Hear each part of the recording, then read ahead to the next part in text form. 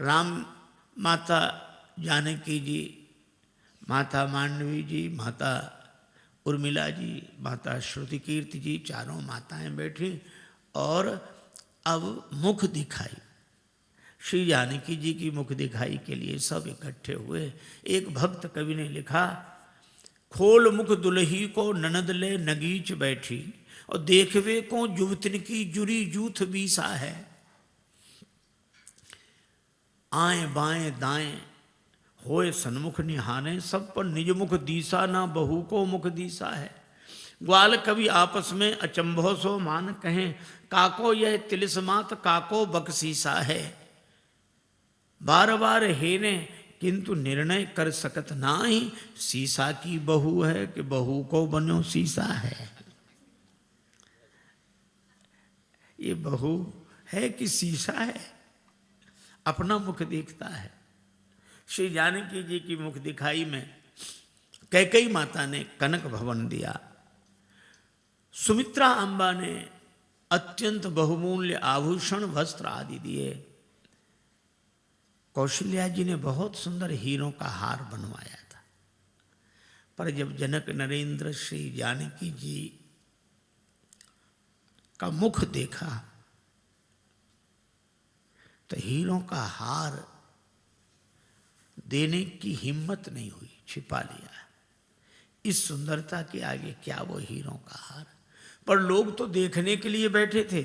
सबने कहा कि माता जी आप क्या दे रही हैं, बहू को मुख दिखाई, आप क्या दे रही हैं। अब कौशल्या जी बड़े असमंजस में कि दूं कैसे, और नहीं दूं तो इनको उत्तर कैसे दूं। श्री कौशल्या माता को एक उपाय सूझा, पास में ही खड़े राम जी को बुलाया, राम मां आज्ञा इधर आओ। और राम जी का हाथ अपने हाथ में लेकर कौशल्या माता राम जी का हाथ श्री जानकी जी के हाथ में देते हुए बोली, बहू तुम्हारी मुख दिखाई में मैं अपने नीलमणि श्री राम को तुम्हें समर्पित करती।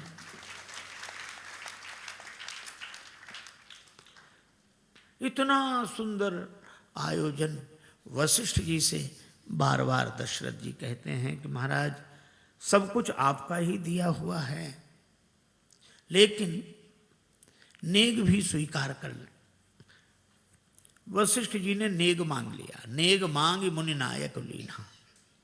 पर समस्या यह है कि नेग कौन सा मांगा, वहां वर्णन नहीं है कि नेग में यह दिया गया। श्री तुलसीदास जी बोले चिंता मत करो, जिसे जो नेग में मिला होगा वह सामान लेकर ही तो वो घर जाएंगे। तो वशिष्ठ जी को जो मिला होगा वो घर लेकर जाएंगे। जब वशिष्ठ जी घर जाने लगे तो श्री तुलसीदास जी कहते हैं क्या लेकर गए। तो वर्णन है, उरधरि राम ही सीय समेता, हरस कीन गुरु गवन निकेता। श्री सीताराम जी को हृदय में रखकर वशिष्ठ जी घर गए, यही नेग मांग लिया, ये दो चंद बसो उर मेरे, दशरथ सुत अरु जनक नंदनी, अरुण कमल कर कमलन फेरे। सीताराम जी को हृदय में बसाकर विदा हुए। विश्वामित्र जी नित्य चलना चाहते हैं, यद्यपि कार्यक्रम वो तो हो गया, सुधन सोधि कल कंकन छोरे, मंगल मोद विनोद न थोरे। पर विश्वामित्र जी नित्य चलना चाहते हैं। महाराज दशरथ के प्रेम से रुक जाते हैं। एक दिन चलने लगे तो दशरथ जी ने कहा कि हम पर कृपा करते रहना, इन बालकों पर भी कृपा करते रहना, बालक जाने कर वर्णित नहीं हो। विश्वामित्र जी विदा हुए, राम जी पहुंचाने गए बड़ी दूर तक, फिर लौटने लगे। राम जी आशीर्वाद पाकर लौटे। विश्वामित्र जी अकेले जा रहे हैं। किसी ने कहा एक दिन तो राम जी लक्ष्मण जी को लेकर गए थे, आज अकेले। विश्वामित्र जी ने कहा आज भी अकेले नहीं जा रहा हूं। क्या लेकर जा रहे हो साथ।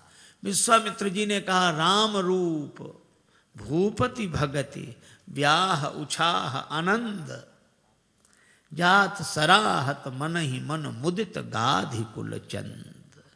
आज राम जी के रूप को लेकर जा रहा हूं, राम जी की उन लीलाओं का चिंतन करते हुए जा रहा हूं। श्री तुलसीदास जी कहते हैं, निज गिरा पावन करन कारण, राम जस तुलसी कहो। अपनी वाणी को पवित्र करने के लिए भगवान का गुणानुवाद गाया। और बालकांड की कथा विश्राम ले रही है, तो कथा के विश्राम में प्रसाद दिया जाता है। तुलसीदास जी बोले, बालकांड के विश्राम पर प्रसाद यही है, सिय रघुवीर विवाह जे सप्रेम गावहीं सुनहि, तिन कह सदा उछाह मंगलाय तन राम जसो। जो श्री सीताराम जी के विवाह की लीला को भाव के साथ गाएंगे, उनके जीवन में सदा उत्साह बना रहेगा।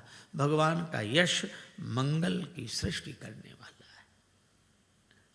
अब आगे की कथा कहते हैं, आनंद ही आनंद जब ते राम ब्याहि घर आए, घर घर उत्सव।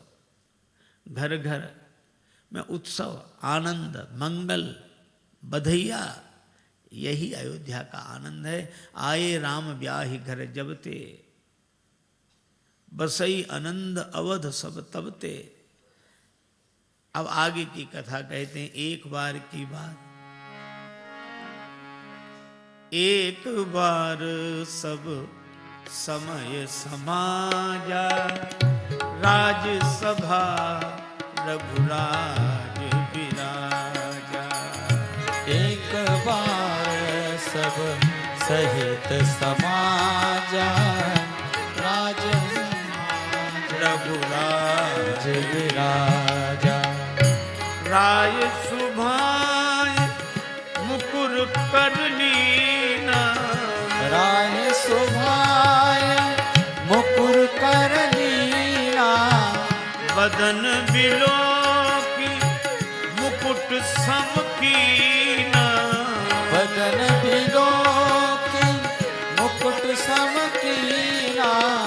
श्रवण समीप भये सित केसा, मनहु जरठपन अस उपदेशा।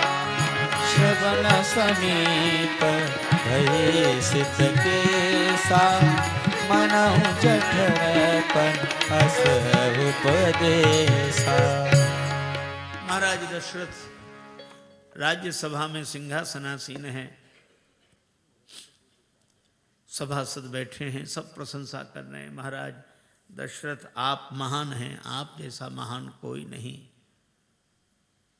उसी समय महाराज दशरथ दर्पण में अपना मुख देखते हैं। हम लोग सभा में बैठे हैं, घर से जब चले होंगे तो अपना अपना मुख दर्पण में देखकर ही आए होंगे, पर ऐसा तो कोई नहीं करता कि घर से चले सभा में आकर बैठे दर्पण साथ ले आए फिर दर्पण निकाले। सभा में दर्पण देखना यह तो शिष्टाचार के अनुरूप नहीं है। लेकिन महाराज दशरथ दर्पण देखते हैं। कथा बड़ा सुंदर संदेश देती है कि जब हम किसी उच्च पद पर आसीन हों, पद प्रतिष्ठा मिली हुई हो और लोग हमारी प्रशंसा कर रहे हों, तो उन प्रशंसकों के बीच में हमें विचार के दर्पण में अपना चेहरा अवश्य देखना चाहिए और यह पता करना चाहिए कि प्रशंसा कितनी सच्ची कितनी झूठी। और महाराज दशरथ वही करते हैं, दर्पण में अपना मुख देखते हैं। मुख देखा तो बात बिल्कुल उल्टी निकली। लोग तो प्रशंसा कर रहे थे पर मुकुट टेढ़ा हो गया था, गिरने की स्थिति में, पर किसी ने नहीं कहा कि मुकुट टेढ़ा है, थोड़ा संभाल लीजिए। वो तो प्रशंसा कर रहे थे, लोगों का काम तो प्रशंसा करना है। मुकुट टेढ़ा रहे तो रहे, वो तो तब तक प्रशंसा करते रहेंगे जब तक मुकुट गिर ही न जाए। फिर जिसके सिर पर मुकुट आएगा उसकी तारीफ करेंगे, जिसके सिर पर मुकुट होगा उसकी प्रशंसा करेंगे।